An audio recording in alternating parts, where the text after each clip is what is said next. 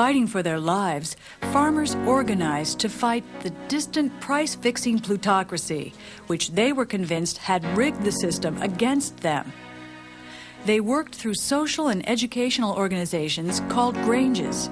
Farmers got together to pool their resources in order to fight against what they thought was unfair discrimination from people who bought their products. So rather than sell as individuals to a large number of sellers, they began to form these things called cooperatives, whereby they would pool their product and sell it to the best bidder. Fanning out across the country, alliance speakers like suffragette Mary Elizabeth Lease urged farmers to organize. You farmers ought to raise less corn and more hell. As time wore on, the Granges became political. And what they did is they got together, organized, and forced state legislatures to do two things. One is to set storage rates for grain in elevators, and second, to regulate the rates of shipping on railroads across the country. In 1890, the Southern Farmers Alliance and its Colored Farmers Alliance affiliate elected 4 governors, took control of 8 legislatures, and sent 44 congressmen to Washington. Encouraged by their successes, Alliance members in 1892 organized the Populist, or People's Party. Populism was a political movement of ordinary people, overwhelmingly farmers, who were trying to address the problems that had come to them in a period of rapid industrialization. They felt that they were almost voiceless in the way the nation was being reshaped, and they felt that farmers' plight was becoming more difficult. They were organizing themselves into a political party to make themselves heard and to try to have their grievances redressed. We meet in the midst of a nation brought to the verge of moral, political, and material ruin. The fruits of toil of millions are boldly stolen to build up colossal fortunes for a few. Unprecedented in the history of mankind, and the possessors of these, in turn, despise the Republic and endanger liberty. Populist Platform, Omaha, Nebraska, 1892. The Populists promised to restore government to the hands of the people.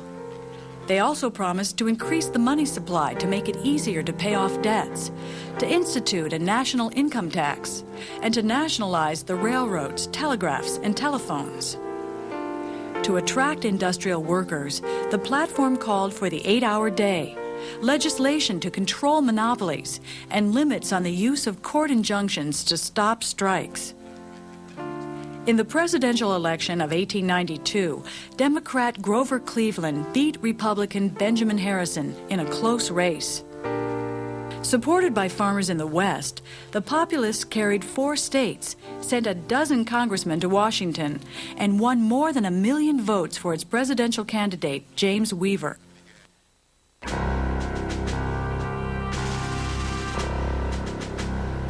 Soon after Cleveland took office, the nation entered into the worst depression in U.S. history.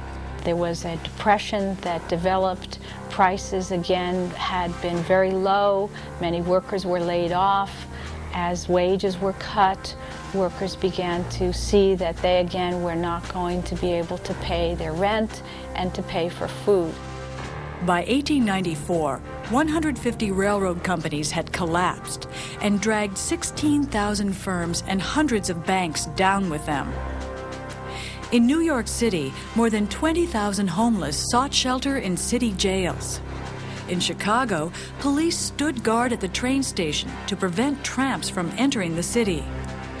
Nationwide, millions of families stood on the verge of starvation. Private relief efforts did not come close to meeting the needs of the unemployed. With no aid forthcoming from business or government, workers erupted in protest. 1894 alone witnessed more than 1,300 strikes involving more than 500,000 workers. The most famous demonstration of that depression was Coxey's Army. Coxey decided to protest these conditions and to try to get the federal government to provide some relief to all the unemployed.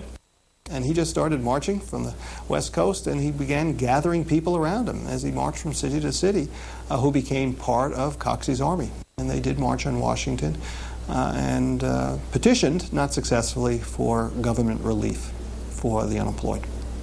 When Coxey finally arrived in Washington that May, rumors of revolution swept through the city.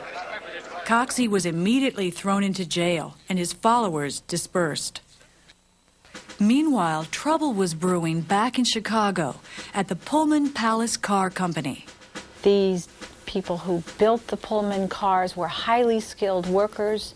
They lived in a company town where the houses were built by the company. And when the Depression of 1892 came along, the company had cut wages, but had not cut the rents for the houses. When workers met with him to complain, Pullman fired them. So they struck, asking help from the American Railway Union. When the Pullman workers went out on strike in 1892, they called for the other workers in the American Railway Union to go out on strike, and eventually a major national railway strike developed. It became one of the most important conflicts of the late 19th century because it involved all of the leadership of this new union, the American Railway Union, and Eugene Debs, who was the president of that union.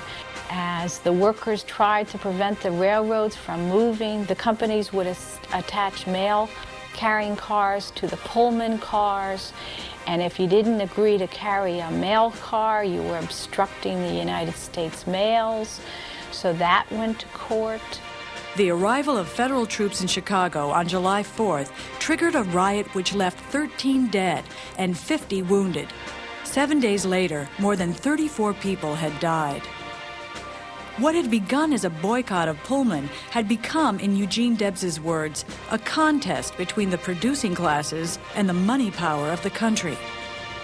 With business, courts, and federal troops allied against them, the strike collapsed. The leadership of the strike was arrested, and the strike was essentially defeated. The events of 1894 demonstrated just how deep the conflict between capital and labor had grown. They also convinced growing numbers of farmers and workers that to change things for the better, they would have to join together, farmer and worker. Change would come through the ballot box and not the picket line. In the presidential election of 1896, voters had the opportunity for the first time in decades to choose between two very different visions of the United States.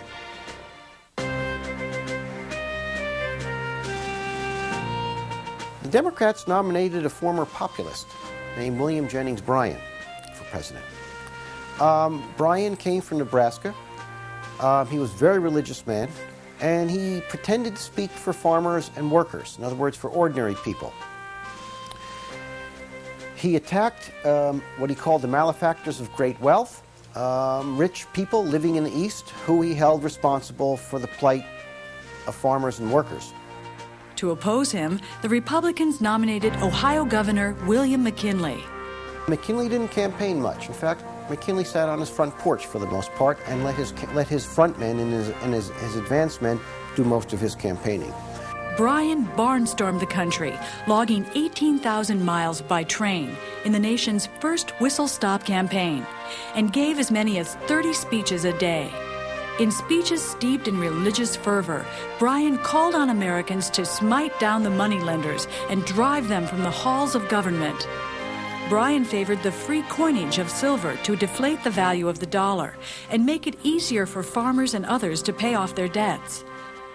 Having behind us the producing masses of this nation and the world, supported by the commercial interests, the laboring interests, and the toilers everywhere, we will answer their demand for a gold standard by saying to them, you shall not press down upon the brow of labor this crown of thorns.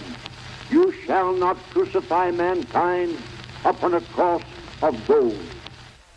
While Bryan's moral righteousness and biblical oratory scared off Catholic and ethnic voters, the Republicans released an unprecedented flood of pamphlets, posters, and press releases calling for ethnic and cultural toleration and a full dinner pail. Bryan took the West and parts of the South, but McKinley proved a lot more popular among working people because he never really touched on the religious issue. Winning the votes of the nation's urban and industrial working men, McKinley crushed Bryan in a lopsided victory.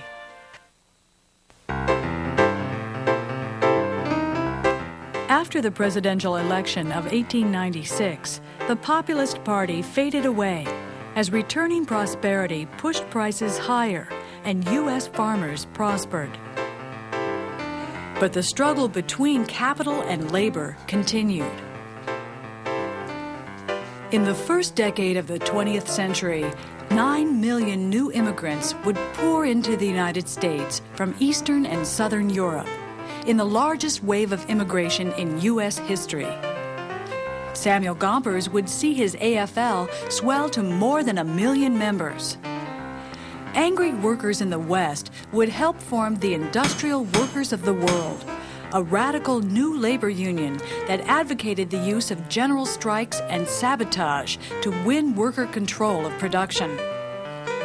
The newly organized Citizens Industrial Association would begin a campaign to crush labor unions once and for all, and Eugene V. Debs would make his first of 4 runs for the presidency on the Socialist Party ticket.